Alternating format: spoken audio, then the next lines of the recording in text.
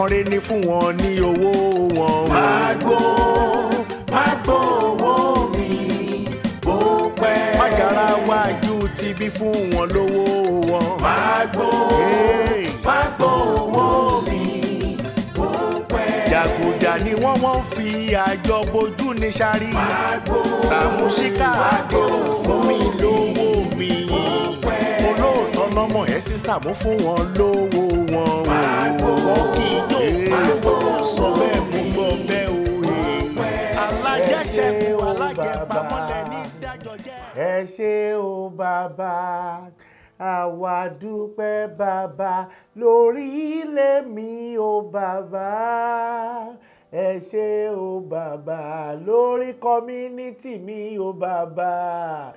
Èmi dúpẹ́ bàbá.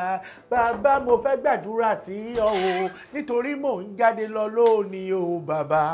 Obìnrin kì í fi ajé pọ́jọ ikú dà. Ọba ńlá ńlá o wá pẹ̀lú mi. Àwọn olùdènà àwọn abàdúrà ẹni jẹ o. Bí mo ṣe ń jáde lọ lónìí o bàbá Olúwa o bá mi kọlù wọn. Àwọn tán fẹ́ kádúrà mi gbà wọ́n rí pé mò ń gbàdúrà sí yọ wọ́n ń disturb o. Ọlọ́run ní gbogbo ọ̀nà bàbá o kọlù wọn. Bọ́dá Sàámú. Kí ni ìṣòro tó ní wọ́n ọmọ alábìnrin orí òpè ní orí pé mò ń gbàdúrà lọ́wọ́ ni mò ń jáde lọ mò ń gbàdúrà sọ lọ́wọ́ ó dẹ̀ disturb mi. What are you looking for? What exactly are you looking for? Tell me. Ó dáa. Èmi ń jáde ni o, mo dẹ̀ fẹ́ yà sọ́jà, mo dẹ̀ ní kí n béèrè nǹkan tẹ́ fẹ́ rà, torí báyìí ni màá dé látọjà ń sì tẹ́ máa sọ pé mi ò sọ fún nígbà tí mo lọ pẹ́ fẹ́ rán mi lẹ́kùn ọ̀kìnní kan, bóyá ẹ̀kùn ajá ni àbẹ́kùn ọ̀tòlótòló àbẹ́kùn kílẹ̀ fẹ́ rà kẹ́dẹ̀tẹ̀ sọ́ọ̀sì kan tí mo wá sọ fún yín nìyẹn. Ìgbẹ́ni sẹ́ńgọ̀gọ̀ sì lẹ́nu tó múnú ẹ̀dùn tó má yẹ ẹ̀kún náà nìyẹn. Mi ò jẹ́ pọ̀n, mi ò jẹ́. Ẹ̀yin ò jẹ́ pọ̀n. Mi ò jẹ́ pọ̀n, mi ò jẹ́ kó gbẹ́nu òṣìṣàn kó jáde kó nu yàrá mi. Bọ̀dá mi, ẹ káàárọ̀. Kí ló ṣẹlẹ̀? Ẹ wo Yọ̀ṣíbí, mo wo yàrá ń sìn yìí, mo bá Tẹ́mi sọ Gbariye lórí fóònù mi. Kí ló wá ṣẹlẹ̀ Tẹ́mi sọ Gbariye kí ló ṣẹlẹ̀? Wọ́n tún wá send message sí mi náà. Kí ló kọ sínú message òde ń gbọ̀n? Ẹ wo wọ́n ní pé kò yá àwọn bó ṣe ń ṣe wọ́n rárá, wọ́n lè ní àwọn tí wọ́n last gauge. Ẹni Gbariye wo last gauge? Bọ́dá Sàámú, wọ́n lè ní Gbariye ti wo last gauge, ó yẹ jù dé ẹjẹ́ ká lọ. Bàbá ẹ ṣé o bàbá bá mi lé wọn jáde o àwọn wèrè gbogbo bàbá ẹ ṣé o bàbá bá mi lé wọn dànù o àwọn ọ̀tàdúrà gbogbo wèrè burúkú ọmọ òṣì.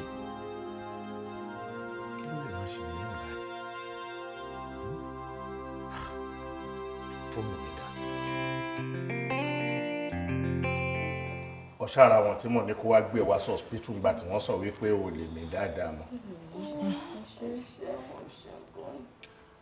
Kí ló ṣe ẹ́ gọ̀gàn tó fún wa? Gbariye bẹ́ẹ̀ mi sọ̀rọ̀ kí ló ṣe ẹ́ gọ̀gàn tó fún wa bísẹ̀? Bọ̀dá mi, ìyẹn pọ̀. Mo rò pé nǹkan ṣòrí tiẹ̀. Ṣé nǹkan máa ṣe rí ẹ? Kí ló ṣe ẹ́ gọ̀gàn tó fi wà ń bí? O ni mo fẹ́ béèrè tó fi ń kọ́ gbogbo àwọn ará àdúgbò sínú wàhálà. Ilé wa ló dẹ̀ ń pè. Ìṣòro débẹ̀ ń sìn ilé mi ló ń pè kan wá rescue ẹ kí ló ṣe ẹ́? Orí fọ́ mi. Àyà ń dùn mí. Ẹ̀yìn ń ro mí. Ìdí ń ta mí. Ẹ gbà mí ṣó kọrin ṣó ń ràpù ẹ rí bí kò jọ lírìsì kan wá tọ́rọ̀ tó sọ tó bá yé mi dáadáa ó ní orí ń fọ́ ẹ àyà ń dùn ẹ Ó sọ bẹ́ẹ̀. ẹ̀yìn ń ro ẹ kódà ìdí ń ta ẹ. Ẹ wò yẹn yà mí lẹ́nu bọ̀dá mi. Orí ń fọ́ ẹ àyà ń dùn ẹ ẹ̀yìn ń ro ẹ ìdí ń ta ẹ ẹ ìlú kó jọ bí kọ́ńkọ́ orin kí ló ṣe ẹ gọ̀gọ̀ torí Ọlọ́run. Gbariye àní kí ló mú dìtẹ́. Brethren. Pastor. Ṣé mi pastor? Bọ̀dá mi ẹ má bínú mú bí yẹn ni. Oda, I am coming back. Ẹ má pè bọ̀dá mi. Gbariye. Ẹ wò ó ti kà wá ara wa báyìí o. tẹ́ ẹ bá tẹ̀ lè jẹ́wọ́ nǹkan tó ń ṣe yín fún bọ̀dà Sàámú àti báwọn ọjọ́ ọkùnrin at least àwọn obìnrin táwọn bíbẹ̀ ó yẹ kí ẹ lè sọ fún wa kí ni nǹkan tó ń fa gangan tó lọ́pàá bẹ́ẹ̀ ń ta yín. Bra Sàámú ariwo tí mo gbọ́ pọ́lẹ̀ ń pa ní ward lẹ́ẹ̀kan yẹn kò wáyọ́dì fún mà yẹn o because level tó wà yẹn condition wọn wọn ní láti wà stressed at all. ẹjọ́ tó lọ lọ́hùn kò ní bàjẹ́ fún yín sí àmín wọn ò ní wá yín ti sàn àmín condition wo ló wà ìyẹn gangan ni mo ní interest nínú ẹ̀ láti mọ̀ tẹ́ ẹ bá mọ nǹkan tí mo sọ fún bàbá Mary tó wà lẹ́gbẹ̀ẹ́ ilé wọn pé kí wọ́n jọ tí Ọlọ́run kọ́ bá mi ya ilé ẹ̀kọ́ wọn bá mi gbé wá sí hospital kí yẹn tó máa lọ bí alájàpá ẹ̀ tẹ́ ẹ bá mọ wàhálà tí mo ṣe láàárọ̀ ẹ̀ ní má sọ tẹ́ ẹ sọ torí mo ní láti mọ̀ mo ti dọ́dọ̀ ọ̀tọ̀ lọ́rọ̀ tó bá mi sọ ó ní orí ń fọ́ mi àyà ń dùn mí ẹ̀yìn ń ro mí àbẹ́ ń tà mí orí ń fọ́ mi àyà ń dùn mí ẹ̀yìn ń ro mí àbẹ́ ń tà mí kí ló lè máa má bẹ́ ta ẹ jọ ṣàṣeyọ nínú hospital tí yín bí ẹ̀ ń dín pẹ̀lú fàjànà tàbẹ́ bá ń tà yẹn ẹ lè handle ẹ̀. Oríṣiríṣi symptoms ni first trimester máa ń rí lára obìnrin different obìnrin bó ṣe wà yẹn wọ́n ti lóyún.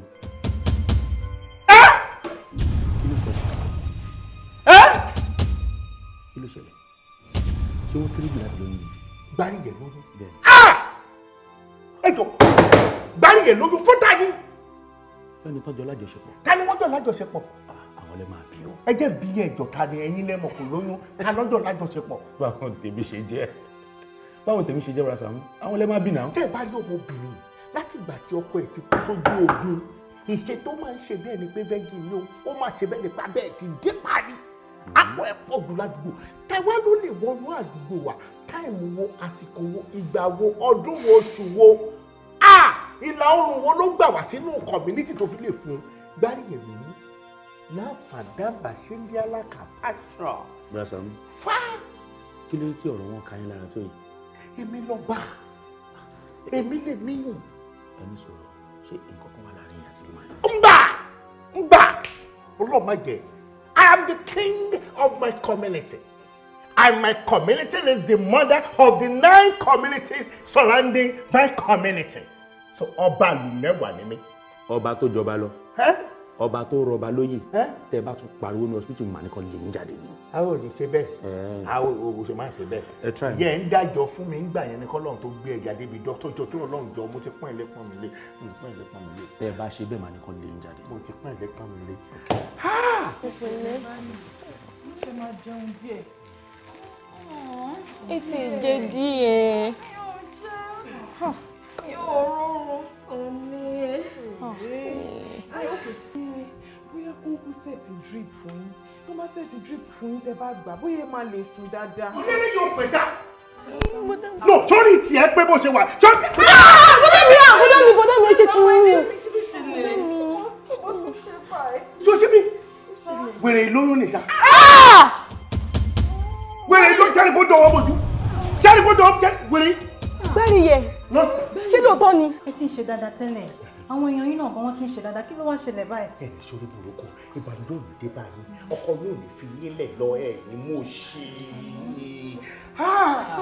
adójútì nìyí ní èyí ẹ má wọrí a máa yẹ pé mi ì pariwo mọ́ àti ní disturb àwọn èèyàn mi ẹ má wọrí. ẹ jọ̀ọ́ ṣáà má disturb ẹ jọ̀ọ́. àtọ ọlọ́ àtọ ilé ìdí ò ní ta ẹ orí ò ní fún ẹ̀yìn ò ní ro ẹ àyè ò ní dún ẹ. Gbariye ṣé lóòótọ́ ni. mo fi sẹ́lẹ̀ digness àbúrí òpè ni mo pẹ́ wọ́n. Gbariye akọrin ilé oya ilé lọ́wọ́ kan. Gbariye oyún. nígbọ́ ládùúgbò ní community ṣorí pàṣírí ẹ̀ tú mo fẹ́ máa gbọ́ àwọn èèyàn àbí àwa bí ẹlẹ́rẹ̀ orí ń fọ́ ẹ àyà ń dùn ẹ ẹ̀yìn ń ro ẹ abẹ́ ń ta ẹ abẹ́ yẹn náà ló máa ta ẹ pa dọ̀tọ̀rọ̀ ọlọ́ta ló fún ẹ ní permission láti lóyún ládùúgbò olóyún mọ́ èmi lára nínú community wà gbà. mo ti sọ̀rọ̀.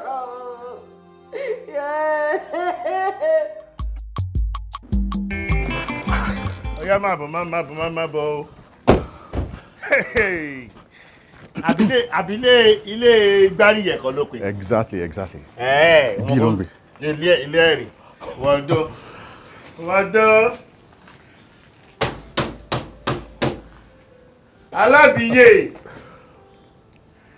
Rúgbẹ̀dúgbẹ̀dù.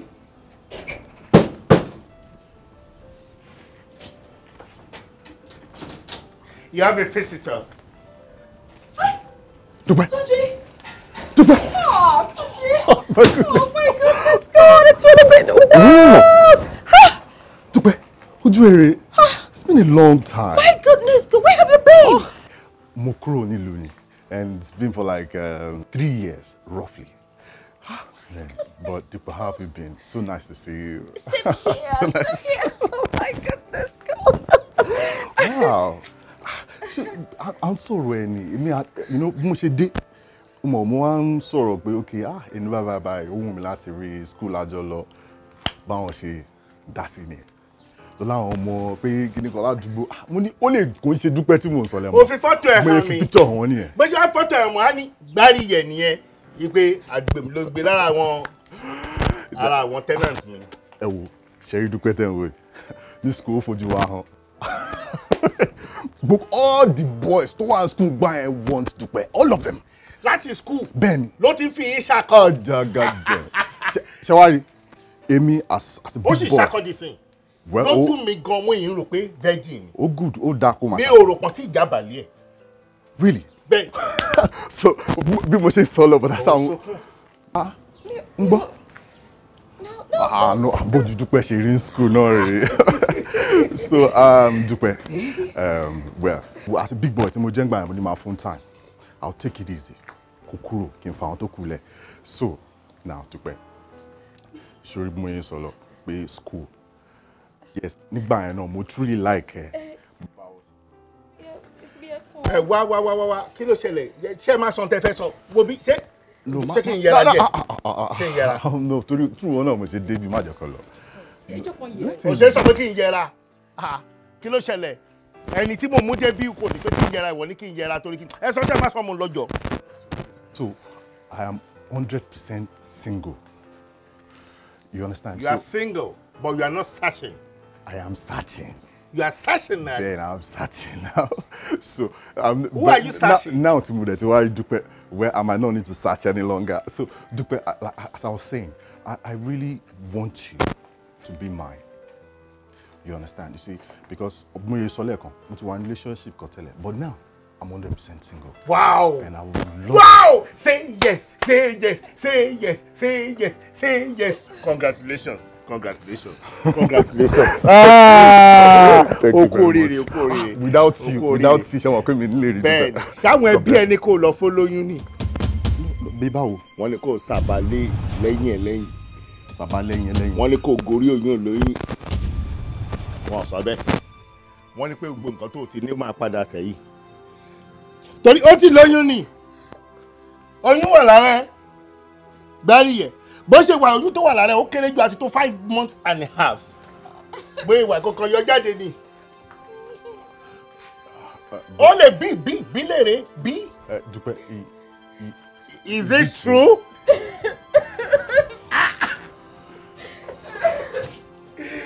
Gbariye wá jọjọ ọ̀rọ̀ yìí.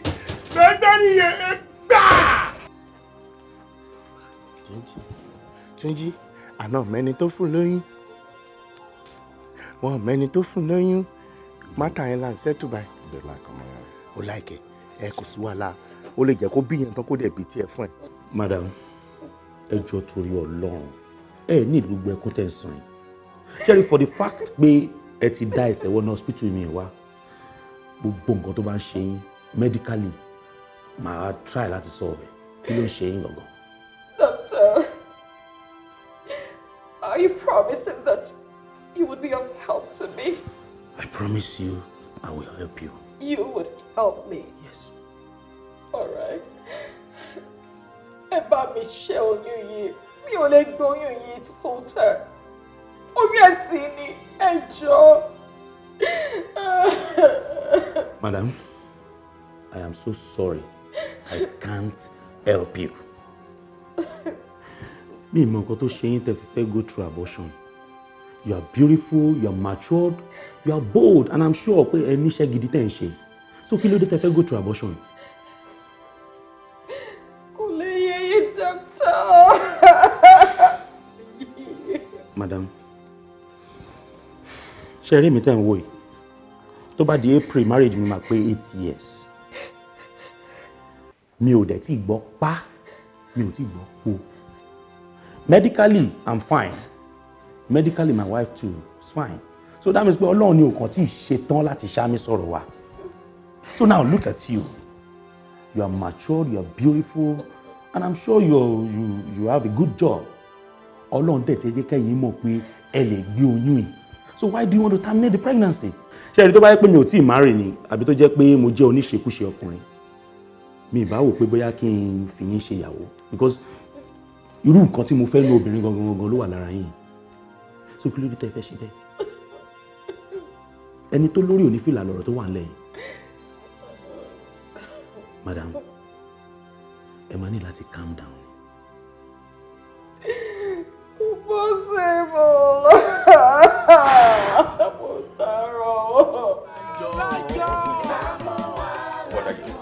Pẹ̀lú nǹkan tèmi ń wà around yìí kò sẹ́nibodè nínú ilé yìí. níyàmbọ̀ ó rí wíńdò kan lẹ́yìn yàn sílẹ̀. mo rí lóòótọ́. kí wíńdò yẹn bá ti wà ṣíṣí Gbariye wà nílé wa. bọ́dà Gani kí ni nǹkan tá a wá ṣe bíbá ìgangan. a tó yẹ o farabalẹ̀. ṣẹlẹ̀ Gbariye ọmọ 18.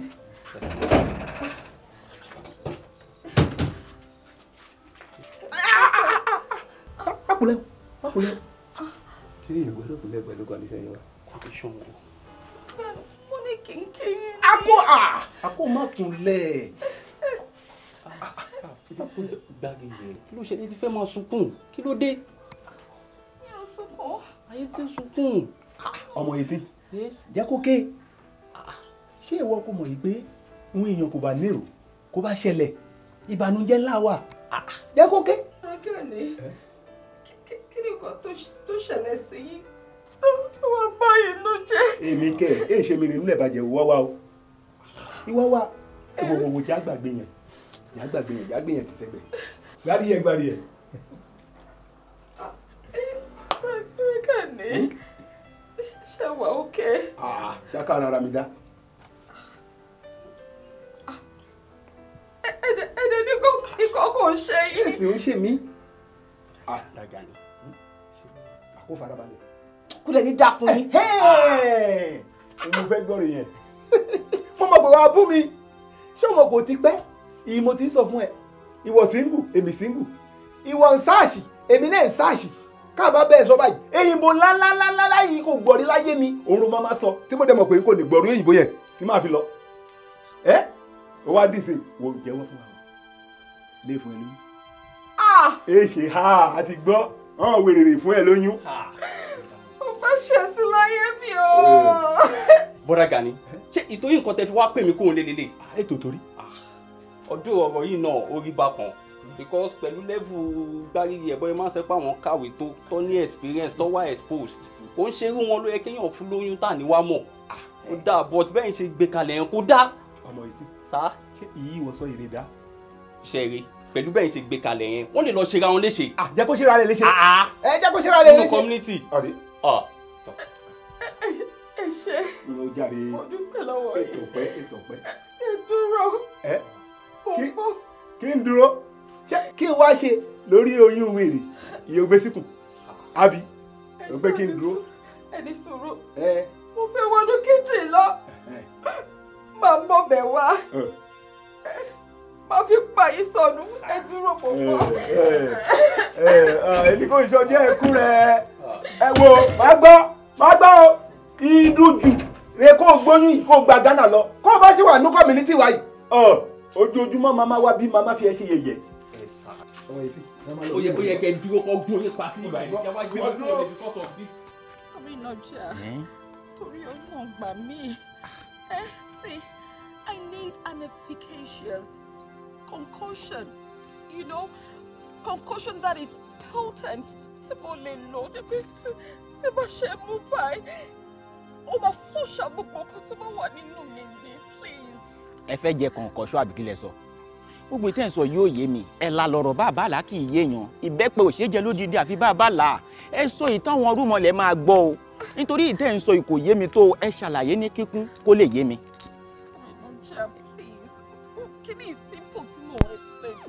Now listen and listen good. What I'm saying in essence is, kò fún mi ní nǹkan. Bá mi pe àwọn yes sí.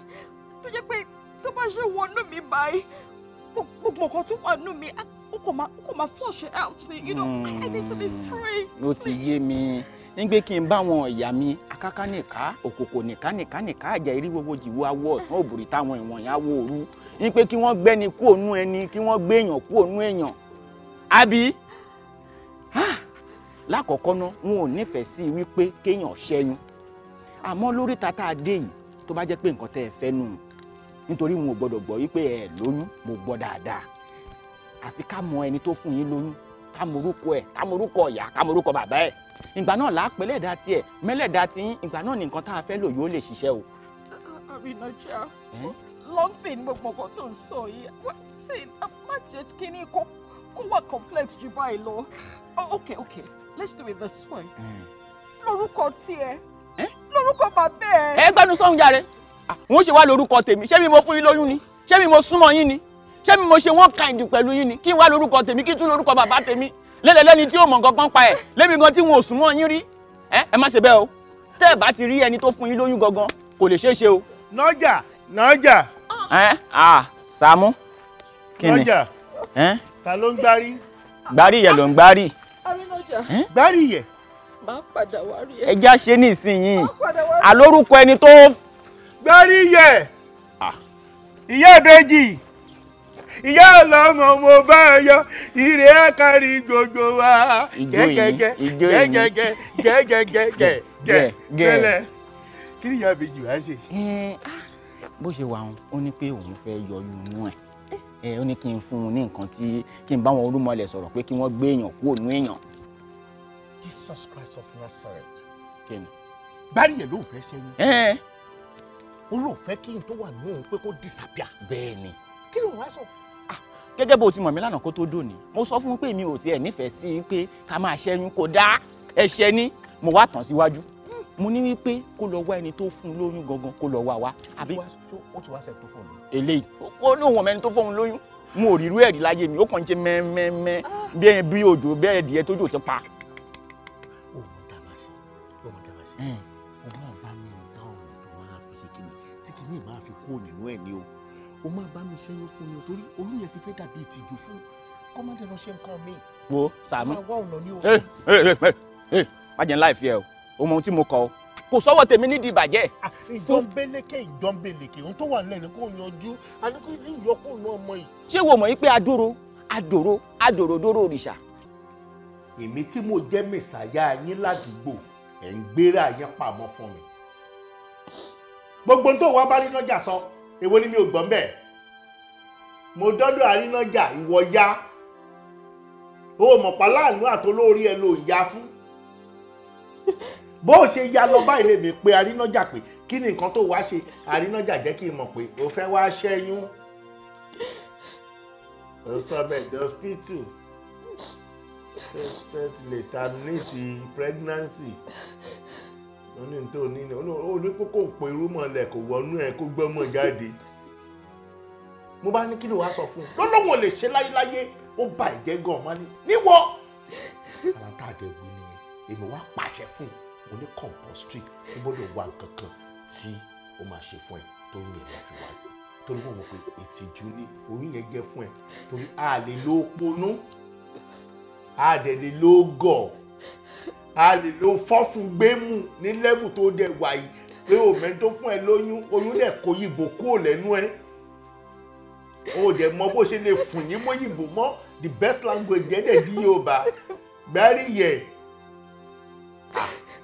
ó ga o kò sí wàhálà ọ̀rẹ́ mo compulsory ẹ ni mo ní gbọ́dọ̀ wá nǹkan kan fún ẹ o ní kó lò láàárọ̀ kó lò lọ́sàn-án kó dẹ̀ lò lálẹ́ àmì mi fẹ́ advice bó bá ṣe ká ẹ lára tó o ní kó ṣe lò kó bá lè ṣiṣẹ́ fún ẹ gbà ó ní láì lọ́rùn tèmi fún ara mi fún ara mi rà nígbà tí mo bọ̀ tí mo gbé sínú ẹ̀ ó ní. Saamu ẹ ṣeun mi ìrẹ́ bó ṣe máa appreciate yín ní gbogbo ìgbà rí lára àwọn nǹkan tẹ́ bá ṣe fún wa ní community náà nílé fi máa appreciate it. Ẹ ṣeun, I'm grateful. Ṣé mo lè béèrè question kan for the last time? Question wo ni ẹ? Ta ló fún ẹ lóyún? Saamu. Kí n má béèrè? Ẹ má béèrè. Àwọn ti filẹ̀. Àṣà rẹ̀ ni òun jọ́ kò mọ́. Àbí lọ́jọ́ kò mọ àṣà fojú kan. Ewu tún ní nǹkan ọmọ ṣíṣe bẹ́ẹ̀ tí gbógun fún mi ti máa lọ. Àbí ló ń wá ìgà láti rẹ́ nìyẹn ni mo ń wá ìgà láti rí ni. Àṣà rí ń jọ kan ṣá. Àárín ń jọ kan. No problem. Lò bọ́ ṣe ní kò lò ó dẹ̀ strong dáadáa o. Kò sí wàhálà o. Ó rè ó yá. Tún wá tilẹ̀kùn bó ṣe tì lẹ́ẹ̀kan. Tún wá tì dédédédé wá tilẹ̀kùn dọ́tà ayé ti lé o wá tilẹ̀kùn látẹ̀yìn. Wá tì. Ta ni ẹ? Èmi tún ni èmi ní Saamu ni. Saamu. Ẹ ti di pé kó o máa sáré sílẹ̀kùn fún mi báyìí. Ẹ̀ẹ̀kan ṣó mọ̀ pé mo pẹ́ gan lẹ́nu ọ̀nà ó ti rí mi bí aláàánú ẹ. Aláàánú mi ni mo jẹ́ sí ẹ̀ ń sìn. Ẹ ṣá tilẹ̀kùn á ní padà kan lẹ̀kùn mọ́ létà.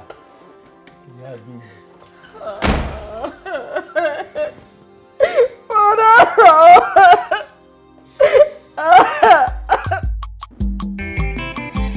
Bọ̀dá lórí burúkú yẹn síta. Saamu. Gbariye kí ló ṣẹlẹ̀? Saamu dà. Níbo náà wá ìpè ẹ̀kọ́ sí ẹ̀ ọkọ̀ pò wọ́n jáde náà. Ẹ pò wọ́n jáde náà. Kí ló ṣẹlẹ̀?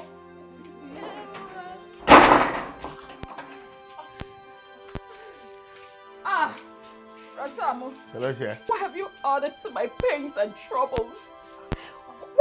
What have you done to me? Keep your shut! Keep shut! Quiet! Aláìní tìjú. Tó bá jẹ́ ọmọ kékeré wọn ló gbóyún wá, kí ni kán ní kó ṣẹlẹ̀ sí wọ? Tó ń rúkú kiri àdúgbò bẹ́ẹ̀ nípò fẹ́ ta oyún. Ibo ló ti kọ́ ilé tó kọ yìí? Ó ní tìjú, ó tún sọ ìbò lẹ́nu. Ó lọ gbóyún wá pẹ̀lú orun funfun. Kí ló ṣẹlẹ̀? Saamu. Ṣé bí ta sọ̀rọ̀ sí lélẹ́yìí? Bọ́lájọ́ sọ̀rọ̀ sí. Ṣùgbọ́n ní nǹkan tá a jọ sọ tí ẹ wò mí náà. Sọ jáde. Ẹ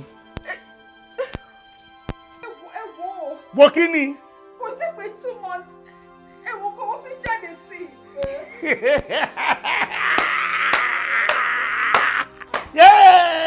Inú mi dẹ̀ dùn. Oyún ti pè 2 months tó ti tó báyìí. Èmi mo ṣe bẹ́ẹ̀.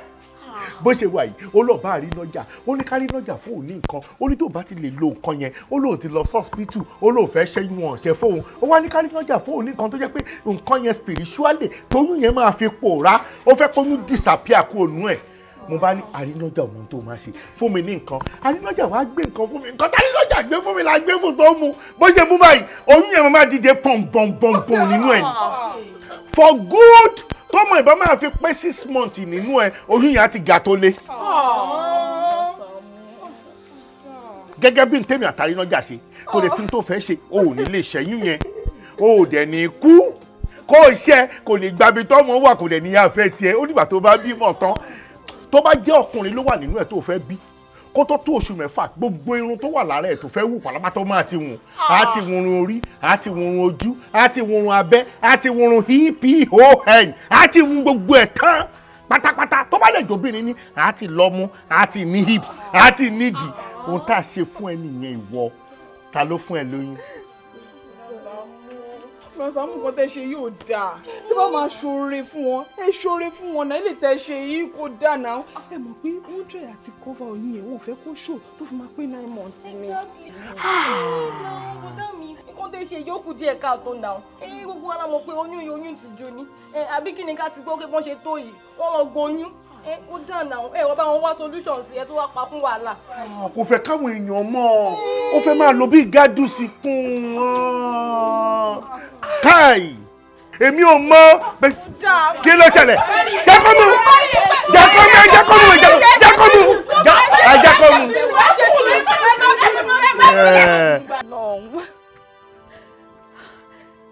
ráyè ò lè lè bọ́ ìtọ́ ó wá dẹni yẹpẹrẹ láàrin ìlú Wọ́n ṣe tí gbogbo everybody fi ṣe ẹ̀yẹ kiri. Irú that dirty pig sí ẹ̀mí. Ó dárò o. Wọ́n béèrè lọ́wọ́ tèmi pé ta ni mo lóyún fún at my age. Tí bá ti wá bímọ tán, màá wá sọ pé irú èèyàn bẹ́ẹ̀ ni mo bímọ fún. Ní màá máa pè ní bàbá ọmọ mi.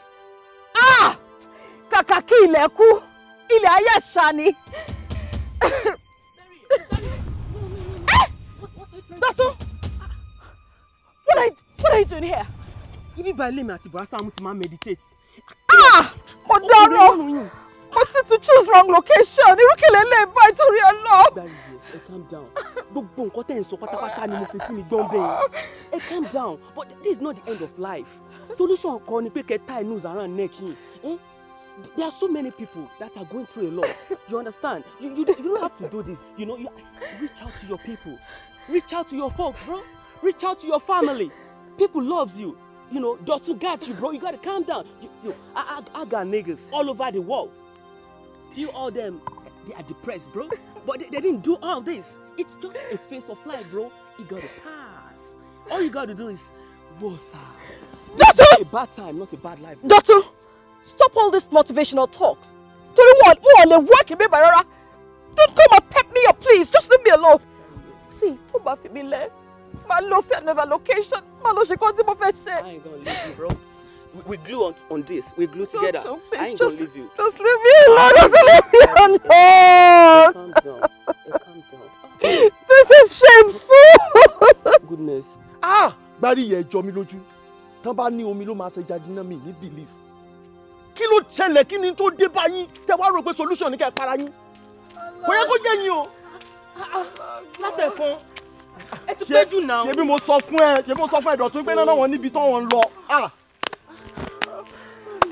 Dọ̀tun. Lọ́dẹ̀ wá pèrò lémi lórí tó nítorí ọlọ́. Gbariye, ẹ dẹ̀ sọ pé wọ́n pèrò lẹ́yìn lórí. Ẹ wà nù gbóbi báyìí, wọ́n lè fẹ́ pokùnso, wọ́n lè fẹ́ para yín. Adé bèè lọ́wọ́ yín láti jọjọ́ ẹ̀ pé ta ló fún yín lóyún. Ẹ dá wa lóhùn, ẹ sọ anything. Ẹ wá fẹ́ para yín sí wa lọ́rùn nù community. Ẹ dẹ̀ wá sọ pé wọ́n pèrò lẹ́yìn lórí. Kí ni gbogbo eléyìí náà? Ṣáwa lè rò ni. Àbí o. Gbariye, I'm mildly disappointed in you. Oyún táwọn èèyàn ń fi owó wá tó ń fi gbogbo nǹkan wá. Òun ló ní ìlú ló fẹ́ parẹ́. Tí ẹ dúró náà gan, ta ló ti ẹ̀ fún ẹ lóyún òun gan? Sister, ó bẹ̀ mí kí n má sọ ọ̀rọ̀ ojú pé kí n sẹ́ni tó fún mi lóyún lọ. Ọmọ tó fine. Ẹ má ṣe bẹ́ẹ̀ yẹn. Kí má ṣe báwo? Ẹ wo, tí ẹ bá tiẹ̀ tó mi bí lọ́mọ, at least ó yẹ kẹ́ lè nírú set mi nínú ilé yín nínú family yín. Ní kí ni? Ọmọ tó fine.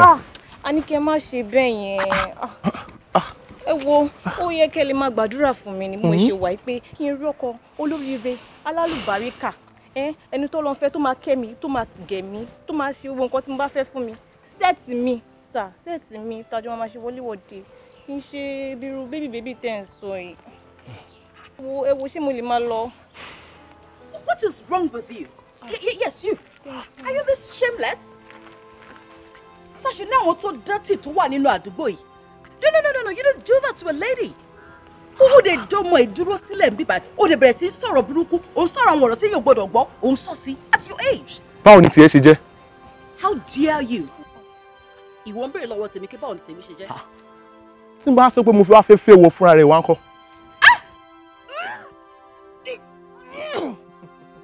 You make me puke. In fact, to my tummy, to my belly, I feel sick. Ìwọ, bàbá ńlá kò bá bẹ́ẹ̀ tó bẹ́ẹ̀. Tí bá sọ pé wá lóyún fún mi wá ń kọ́. Èmi.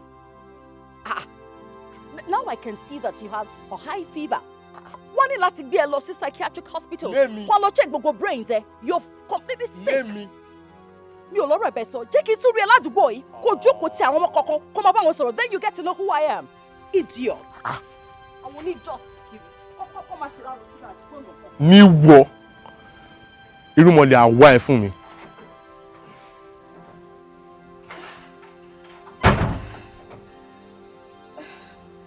Ó fi rí jì. Bí ẹja bá sọ lódò, àrílẹ̀ omi, ó yá rí mi.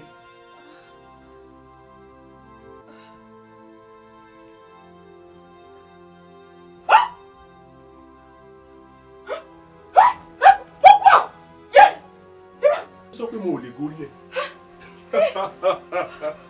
Kódà màá gbọmọ lọ́wọ́ ẹ̀. Mo kú ọ. Ọdẹ.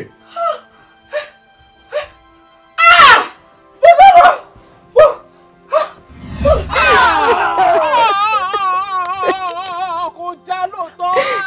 Irú èèyàn bá no. Ọmọkùnrin no. Lọ́yún ẹ̀sìn lélẹ̀.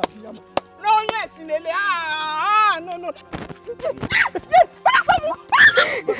Saamu kí ló dé jẹ́ bẹ́ẹ̀ payọ́ sí mi ní báyìí. Gbá ẹ̀ lórí mi. Ẹyẹ oyún ẹ̀sìn ni oyún ẹ̀sìn ni kí ni? Agbóhùn fúnra rẹ̀ gangan ló ń ṣẹ̀sìn. Pẹ̀lú gbogbo nǹkan tó sọ ọ́ lẹ̀ yìí ẹ̀rẹ́ bi dá. Àbórí ọ̀pẹ kí ló kàn nínú nǹkan tó wà lẹ̀? Oúnjẹ tí ò bá wú èèyàn kan jẹ òun lẹ́lòmíì máa jẹ tó máa pọ́n kàlà. Orí ìbùsùn tí ò wẹ́ nìkan sùn òun lẹ́nìkan máa sùn sí tó máa hàn ọrùn.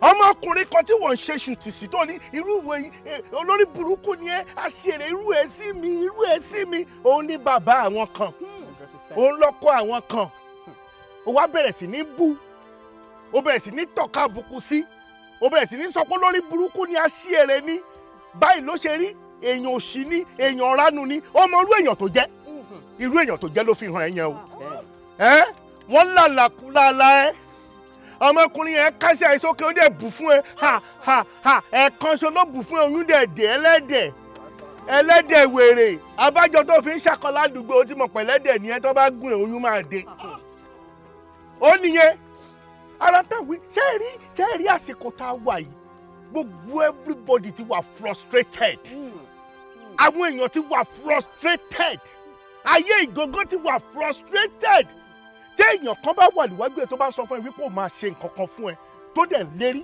níwájú ẹ pé máa ṣe fún ẹ tó bá jẹ́ ọkùnrin ni ní ayé tá a wà yìí ẹni tó bá ní làákàyè tí ọkùnrin bá sọ fún mi láyé tá a wà yìí tó máa ní máa ṣe nǹkan kan fún ẹ kí ni màá sọ ẹ má bínú sà tó bá jóbìnrin ló sọ níwájú ẹ tó sọ pé máa ṣe nǹkan kan fún ẹ tó o bá ní làákàyè tó máa sọ fún ni ẹ má bínú mà wà dé má lọ àwọn ẹlòmíì àmúgò dání àmú ọ̀bẹ dání àmú ìrìn dání ó lò máa fọ́ ọmọ ẹ lórí kí ló yẹ kó ṣe ẹ má bínú sà wà dé má lọ ẹ máa lérí wájú wọn pé nǹkan báyìí lẹ máa ṣe kò sí tó lè ṣe fún mi kò sí tó lè ṣe fún mi kò sí tó lè ṣe fún mi tó lè ṣe fún mi o tó lè ṣe fún ẹ ló ti ṣe fún ẹ yẹn ó wá fún ẹ ní oyún òjijì ló níye àbọ̀ plan fún tẹ́lẹ̀tẹ́lẹ̀ oyún òjijì ló ní àwa tún lọ bá àrínájà màá lọ bá àrínájà sọ̀rọ̀ màá jẹ́ ká àrínájà mọ̀ ìkókó bá mi ṣe nǹkan kan tó heavy gan tó o bá parẹ́ o tún ní kú o ní kú o oyún yìí o máa bí